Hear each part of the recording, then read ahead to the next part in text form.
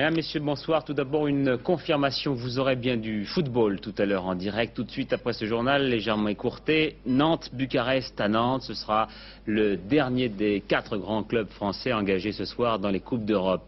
Je dis le dernier car 2 matchs ont déjà eu lieu et le 3e se déroule en ce moment même. Peut-être pourriez-vous, et voilà, les images que vous voyez sont effectivement les images du match Saint-Étienne-Eindhoven. Ces 3 matchs se jouaient à l'extérieur. Strasbourg contre Dukla de Prague. Je vous dis tout de suite que Strasbourg a été battu, mais seulement 1-0. Saint-Étienne-Eindhoven, c'est le match en ce moment même, la mi-temps dans un quart d'heure. Enfin, Monaco contre Lokomotiv Sofia, et là, Monaco a été assez sévèrement battu, 4-2. Mais tout de suite, un très bref résumé des grands moments d'une rencontre déjà terminée. Prague-Strasbourg, un commentaire de Richard Dio.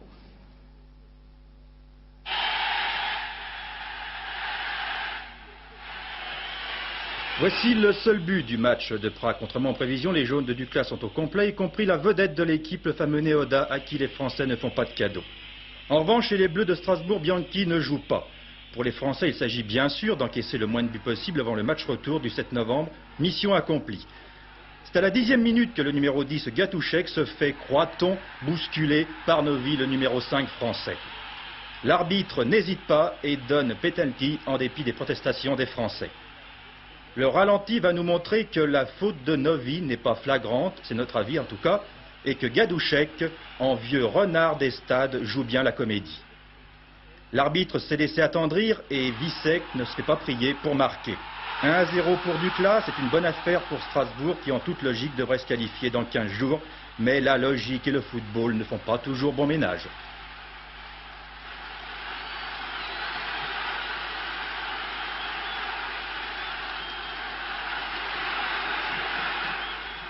Donc 1-0, nous l'avons vu pour Dukla Prague face à Strasbourg. 4-2, je vous le disais, contre Monaco. Monaco qui a quand même marqué 2 buts à l'extérieur. Et le match Saint-Étienne-Eindhoven qui se déroule en ce moment même.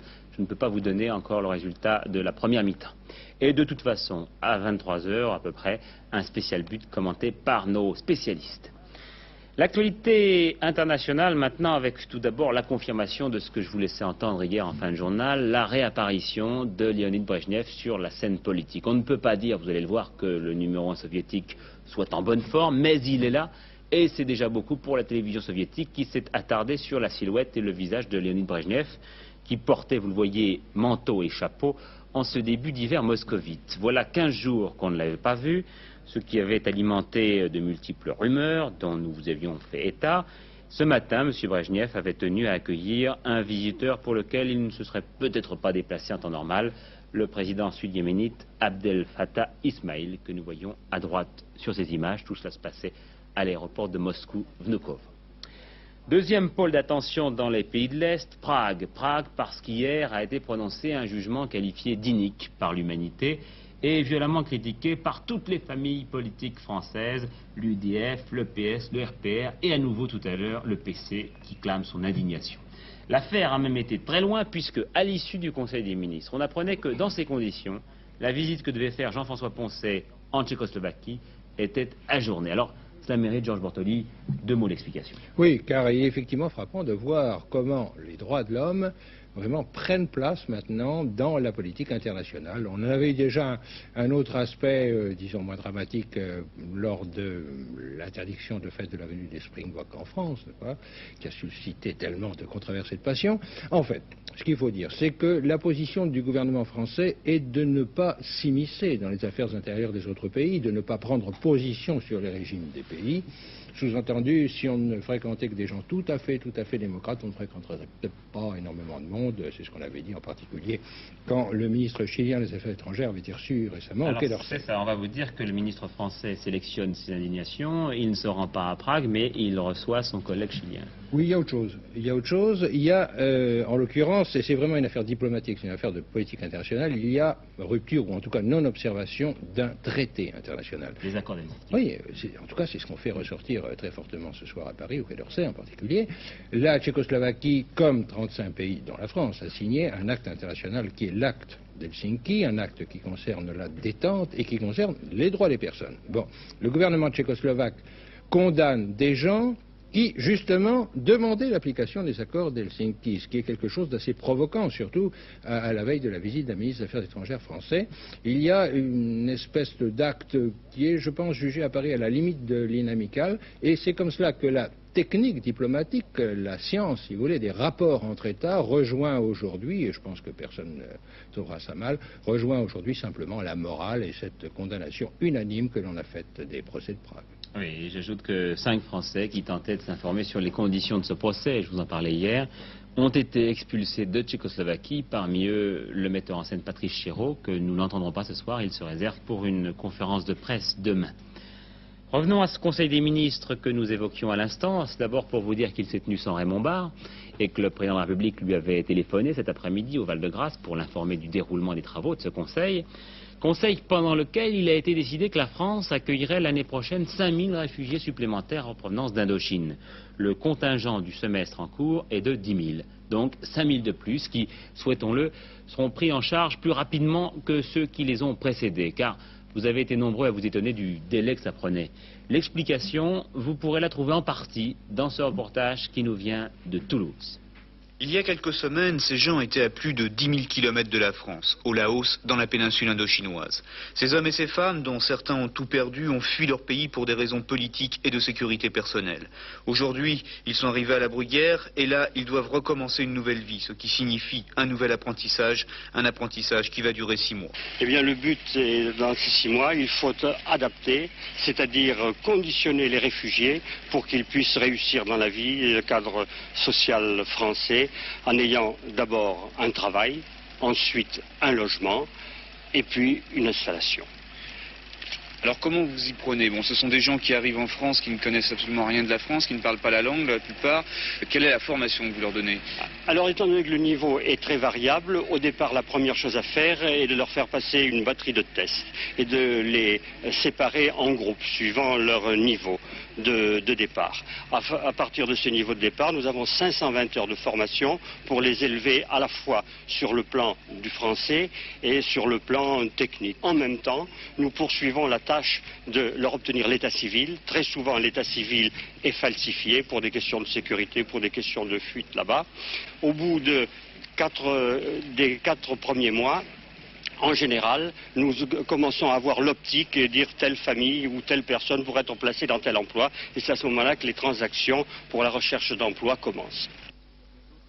6 mois pour renaître, c'est court. Mais d'autres attendent la place. D'autres qui, comme eux, ont tout abandonné. D'autres qui, comme eux, ont risqué leur vie pour fuir leur pays. Oui, mais pour autant, cela n'excuse pas les tracasseries administratives dont font l'objet beaucoup de candidats à l'accueil de réfugiés et que reconnaît le président du comité d'entraide, Jean-Jacques Beclerc, interrogé dans Antenne de Midi. Comme souvent en France, nous avons affaire à des gens qui sont un peu trop administratifs et je vous garantis que nous veillons à ce que ça change. Dans chaque département, il y a une commission qui est chargée de faire la liaison entre la demande, c'est-à-dire le centre d'hébergement, et l'offre, c'est-à-dire l'offre d'accueil des municipalités ou autres. Alors, je suis en train de m'en occuper parce que je m'aperçois qu'effectivement, le contact parfois se fait mal, et je demande aux gens d'être très diplomates d'abord, et puis d'être très directs, de ne pas s'embarrasser de paperasse, et d'aller voir les municipalités ou les associations qui offrent l'accueil, et de leur expliquer pourquoi elles devront attendre 1, 2 ou 3 mois. En réponse à une question du socialiste Roland Bex, Jean-François Poncet, le ministre des Affaires étrangères, a aussi parlé des réfugiés chiliens. Aucun pays, a-t-il dit, n'en a plus recueilli que la France. Vous entendrez dans notre journal de 23 heures le ministre parler de la politique africaine, cette fois de la France. Un mot encore sur l'étranger pour vous confirmer les rumeurs alarmistes sur la santé du Shah d'Iran qui a été opéré ce matin à New York. Sans doute une ablation de la vésicule biliaire atteinte d'une tumeur cancéreuse. Pour vous dire aussi que la presse ouest-allemande commence maintenant à évoquer le procès Lischka, dont Michel Meyer nous faisait un compte-rendu hier soir et qui s'est déroulé à nouveau aujourd'hui, et que M. Jørgensen, Premier ministre social-démocrate danois, qui a gagné les élections hier, continuera donc à tenir en main les rênes de l'État danois. Et qu'enfin, en Turquie, c'est Süleyman Demirel qui a été chargé de former le gouvernement. Les affaires françaises, donc maintenant avec tout d'abord une nouvelle grève qui se profile à l'horizon, celle des postes et télécommunications prévue pour demain. Elle devrait être très suivie parce que les trois principaux syndicats, la CGT, la CFDT et Force ouvrière, conduisent le mouvement. À l'origine de leurs revendications, la volonté de créer des emplois et puis d'améliorer les systèmes d'acheminement du courrier. Un système que démontre assez bien, vous allez le voir, ce reportage de François Cornet et de Jean-Louis Bousser. Il est 14 h à Bobigny en région parisienne. Laurence poste une lettre, affranchie à 1 franc 30 pour sa grand-mère qui habite Châteaubriand, une petite ville de Loire-Atlantique à une 50aine de kilomètres de Nantes. 2 heures plus tard, sa lettre a été relevée et arrive à la recette principale de la ville. Elle est tout d'abord oblitérée avant d'être triée manuellement pour être ensuite classée dans le casier province mécanisable.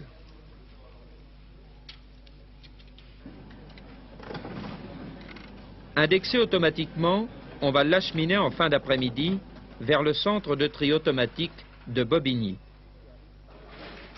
Le courrier, qui arrive par cassette, va subir de nouvelles manipulations, tri définitif et mise en sac avant son départ pour Orly.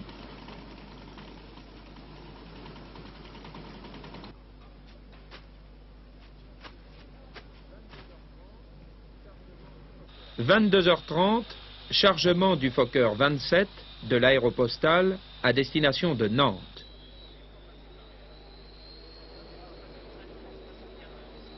23h, l'appareil quitte Paris.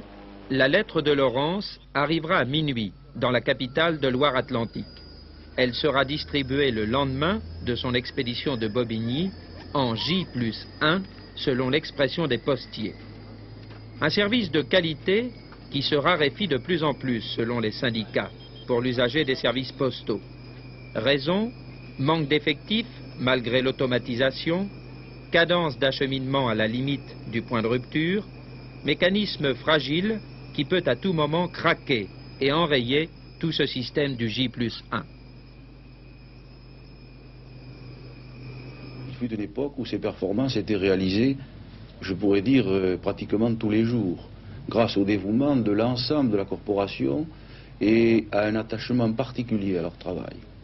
Or, aujourd'hui, par manque de moyens, par manque d'effectifs, à un moment donné, dans le complexe acheminement d'une lettre entre son point de départ et son point d'arrivée, il manque un maillon. Il y a un préposé qui est absent, un facteur qui est malade et qui n'est pas remplacé. Il suffit en effet de presque rien pour qu'une lettre soit retardée en cours d'acheminement. Dans ce puzzle du courrier, levée, oblitération, tri, indexation, transport, transfert, distribution, la lettre de Laurence sera manipulée une bonne trentaine de fois entre son point de dépôt à Bobigny et la boîte postale de sa grand-mère à Châteaubriand. Cette lettre, pourtant, ne parcourra en 18 heures que 500 km. Mais il faut savoir que la Poste transporte chaque jour 42 millions d'objets et qu'elle traite en moyenne 10 milliards de lettres et 2 milliards de journaux par an. Chaque objet subit à peu près les mêmes manipulations que la lettre de Laurence, qu'il voyage par avion, train ou camion. Le projet de budget des PTT pour 1980 prévoit, entre autres mesures pour améliorer la rapidité et la régularité du courrier, une augmentation des centres de tri automatiques pour désengorger les grands centres et faciliter l'acheminement des correspondances. Les responsables de la Poste précisent qu'actuellement 70% des lettres sont distribuées le lendemain de leur dépôt et que l'objectif des PTT est d'améliorer ce pourcentage dans les années à venir.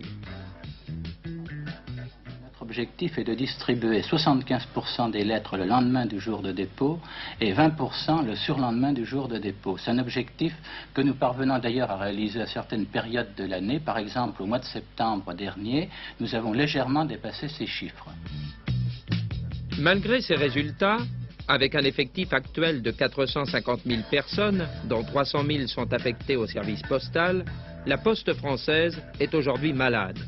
Son mouvement de grève de demain, son projet de budget pour 1980 qui sera présenté le 9 novembre aux députés, le J+1 ou le J+2, tout cela échappera sans doute à la grand-mère de Laurence, dont certains usagers des services postaux penseront qu'elle a beaucoup de chance de recevoir aussi vite la lettre de sa petite fille. Il est vrai, et les mauvaises langues ne le démentiront pas, que cela n'arrive pas à tout le monde. Oui, j'ai été saisi de honte pour les habitants de Châteaubriand à qui on a mis 2 ailes tout à fait involontaires, 2 ailes qui, j'espère, vont leur servir à recevoir un peu plus vite leur courrier. Tension également chez les producteurs de bovins qui, par exemple, ont manifesté hier à Charolles, près de Dijon. Et du côté ovin, cette fois, le gouvernement français a décidé d'acheter du mouton anglais, du mouton congelé. C'est un contingent qui sera pris sur d'autres achats à l'étranger. C'est une sorte de geste du gouvernement vis-à-vis des producteurs d'ovins. Importante manifestation à Belfort cet après-midi à l'appel de l'ensemble des syndicats et de la municipalité. Plusieurs milliers de salariés ont défilé dans les rues de la ville pour soutenir les grévistes d'Alstom. Une manifestation en forme d'avertissement puisque, après 4 semaines de grève, c'est demain que la Cour d'appel de Besançon doit statuer sur la demande d'évacuation réclamée par la direction. Politique, Michel Poniatowski va abandonner ses fonctions de représentant de personnel du président de la République à l'étranger. Il sera en effet la semaine prochaine élu au poste de président de la Commission du développement au Parlement européen de Strasbourg et il ne veut pas cumuler les 2 fonctions. 24 octobre 1929, je pense que c'est une date gravée dans les annales de la bourse de Wall Street, celle du fameux jeudi noir, annonciateur du krach le plus célèbre de l'histoire. Krach suivi par une augmentation record de l'inflation et du chômage, et puis par des répercussions en Europe. Octobre 1929, les gratte-ciels de New York sont les orgueilleux symboles de la nation la plus prospère du monde. Depuis 10 ans, on répète aux Américains, la richesse est aussi naturelle que la vie. L'Amérique est saisie par le tournis de la spéculation boursière, la midinette, comme le banquier s'endette pour acheter des actions en bourse. Le pays est devenu une immense maison de jeu, mais la valeur des actions grimpe plus vite que la production des entreprises. On achète du vent. Wall Street, 24 octobre, un cri retentit, vendez à tout prix, tous les cours vont s'effondrer. L'Amérique entre dans la crise, les Américains vont découvrir le goût aigre de la soupe populaire. En 3 ans, le nombre des chômeurs passera de 1 million à 15 millions. Après les banqueroutes et les faillites, c'est le chômage qui va s'abattre sur le plus puissant pays du monde. Et les émeutes vont se succéder aux manifestations et défilés d'hiver. L'Amérique a peur de ne jamais sortir du gouffre. 2 ans après le krach de Wall Street, l'Europe sera à son tour secouée par la crise. Et 10 ans après le jeudi noir, le monde entier allait entrer en guerre. Très brève parenthèse pour vous dire qu'à la mi-temps, Saint-Étienne est mené 1-0 par Eindhoven en Hollande. Manœuvre militaire meurtrière, hier un soldat, aujourd'hui 2, dont un officier sont morts dans le Puy-de-Dôme au cours d'incidents survenus pendant les manœuvres alliées 79. La drogue venait d'Iran, on en sait ce soir un peu plus sur le plus important réseau français de trafic de drogue démantelé hier à Valence. Des camions venant d'Iran transportaient la marchandise dans des réservoirs à double fond. Ce réseau est une affaire familiale. Parmi les 6 personnes arrêtées, 5 d'entre elles faisaient en effet partie de la même famille. Si vous vous rendez en Belgique en voiture, cette information vous concerne. Vous devez en effet payer tout de suite vos contraventions en cas d'infraction au code de la route. Si vous refusez de payer, votre voiture sera immobilisée, voire confisquée. Jean-Paul II porte l'église comme un sac tyrolien bien calé sur son dos. C'est une image audacieuse signée du cardinal Etchegaray qui a ainsi ouvert aujourd'hui la conférence épiscopale qui se tient à Lourdes. Et puisque nous sommes à Lourdes, je ne résiste pas au plaisir de vous parler de 2 miracles. Le mot n'est pas trop fort en effet pour les 2 petites histoires que je vais maintenant vous raconter. Au Japon tout d'abord, une femme a mis au monde son enfant dans les toilettes d'un train. Le nouveau-né est tombé dans la lunette, il a été retrouvé vivant près de 6 heures plus tard sur le ballast avec tout de même une fracture du crâne. Et puis à Minneapolis, aux États-Unis, une mère tenant dans ses bras son bébé de 6 mois a voulu se suicider en se jetant d'un pont de 30 mètres. La mère est morte, mais le bébé est miraculeusement indemne. Une reine en France, la reine d'Angleterre, est ici depuis ce matin pour une visite privée de 2 jours. Invitée par le chef de l'État, Elisabeth II, a notamment visité, noblesse oblige, les châteaux de la Loire. Mais laissons à notre spécialiste de la famille royale le soin de nous relater les riches heures de cette royale visite. Léon Zitrone. L'appareil du Queen's Own Flight, la flotte royale privée, atterrit à Parcémélé, près de Tours. La reine Elisabeth est accueillie par Mme Giscard d'Estaing et elle va être saluée par l'ambassadeur britannique à Paris, M. Hibbert, son épouse qui fait révérence, et par le préfet Leroy. Séjour privé donc, ni discours ni tambour. La reine partira pour un déjeuner intime à Chambord, puis elle ira visiter Chenonceau. dont les arceaux se mirent dans les eaux du Cher. Ici, vraiment, tout est calme et beauté. Nous sommes en Val-de-Loire, d'où partit jadis Stéphane de Blois, qui régna sur la Grande-Bretagne. La reine admira les jardins à la française, merveilleux par cette douce journée d'automne, et si différents des jardins à l'anglaise, parfois tout fous. Adorant les châteaux de la Loire, la reine écoute avec une attention très vive les détails d'histoire et d'architecture. Après un dîner ce soir à l'Élysée, Élisabeth II sera demain à Beaune et à Vézelay, où nous la suivrons. Oui, Léon Zitrone qui aime beaucoup la reine d'Angleterre. Autre symbole de l'Angleterre éternelle, le Times et le Sunday Times ressuscitent. Les deux principaux journaux britanniques réapparaîtront respectivement les 13 et 18 novembre. L'accord est intervenu entre la direction et les syndicats et il met un terme, cet accord, à presque 1 an de grève. Voilà la météo maintenant. Le temps était doux aujourd'hui sur l'ensemble du pays, avec cependant des pluies intermittentes sur la Lorraine, les Alpes et la Corse. Demain, même type de temps pluvieux, toujours sur les Alpes et la Corse. Cette zone pluvieuse abordera le matin la Bretagne. Au cours de la journée, la Vendée, la Normandie et le bassin parisien connaîtront à leur tour quelques petites pluies. Sur le reste du pays, on nous promet un temps ensoleillé. Prenez vite un crayon car voici maintenant les résultats du loto. Pour gagner, il fallait cocher les numéros suivants, le 7, le 33, le 34, le 40, le 45, le 46 et comme numéro complémentaire, le 20. C'est que nous vous avons souvent parlé à plusieurs reprises des pandas, notamment de Lanlan. Ce panda, vous vous en souvenez, avait été offert au Japon par les Chinois. Eh bien aujourd'hui, en Chine, une loi protège dorénavant cette espèce en voie de disparition.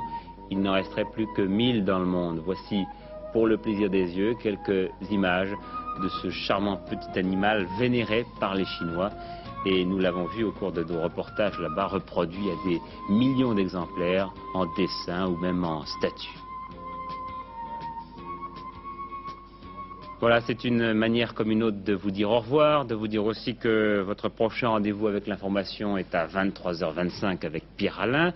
Demain, Patrick Lecoq sera là pour Antenne du Midi à 12h45, bien sûr. Avant de vous laisser voir votre match de football, je vous rappelle Nantes-Bucarest, je vous rappelle les résultats des matchs qui se sont déjà disputés dans les différentes Coupes d'Europe. Strasbourg a été battu par le Dukla de Prague 1-0, Monaco a été battu 4-2 par Sofia et Saint-Étienne, je vous le disais, à la mi-temps était mené 1-0. La deuxième mi-temps n'a pas encore repris. Je pense que nous allons maintenant rejoindre, après une page de publicité, nos envoyés spéciaux à Nantes pour vous rendre compte de Nantes-Bucarest. Bonne soirée à tous et à demain 20h.